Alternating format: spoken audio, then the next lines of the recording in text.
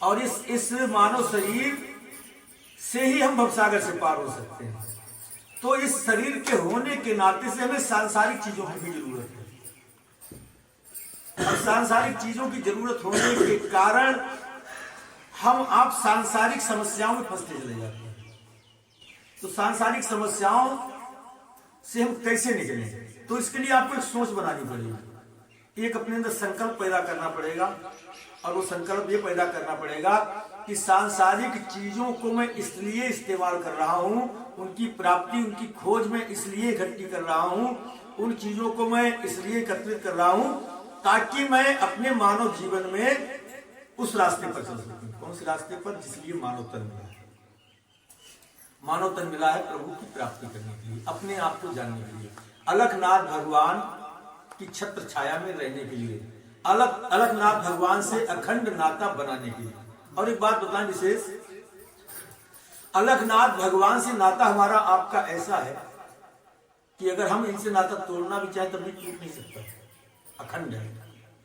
इनसे नाता हमारा था और है और रहेगा, लेकिन ये अखंड नाता होने के बावजूद भी हम इनकी कृपा से वंचित हैं। कैसे वंचित हैं? जैसे तुम्हारे घर में अपार खजाना भरा हुआ है और आप कटोरा लेकर के भीख मांग रहे हो संसार में। यही हालत हमारी आपकी है।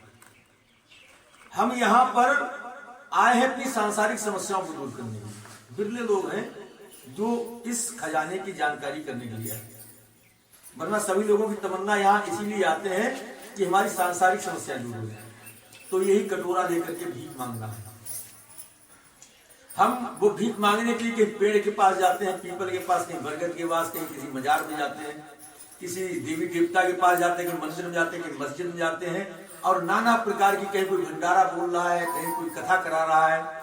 तो यही कटोरा लेकर के भीख मांगना है। ठीक है, हम भीख मांगते घूम रहे हैं, और जबकि हमारे अंदर, हमारे घर में, इस मानव योनि में इतना अपूर्व भंडार भरा हुआ है। अगर आप उस भंडार को देख लो ना, तो आप महादानी बन करके फिर दान करना शुरू कर दोगे, फिर आप भिखारियों को देना शुरू कर दोगे। संत लोग भिखारी नहीं होते हैं, संत लोग दाता होते हैं।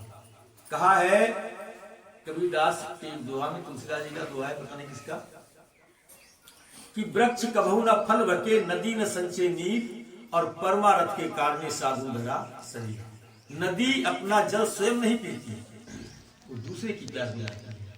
वृक्ष अपना फल स्वयं नहीं खाता, वो दूसरे को खिलाता है। इसी प्रकार से साधु संत महात्मा जो आते हैं परोपकारी होते हैं, वो सबका कल्याण करने के लिए आते हैं, वो तो मुक्त होते हैं।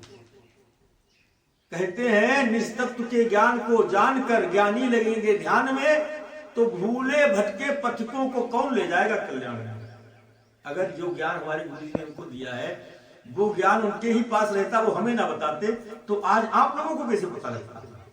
जो हमें ही नहीं पता लगता, तो आप लोगों को कैसे पता लगता? या उनके गुरु जी ने उनको ना बताया होता तो उन्हें कैसे पता लगता?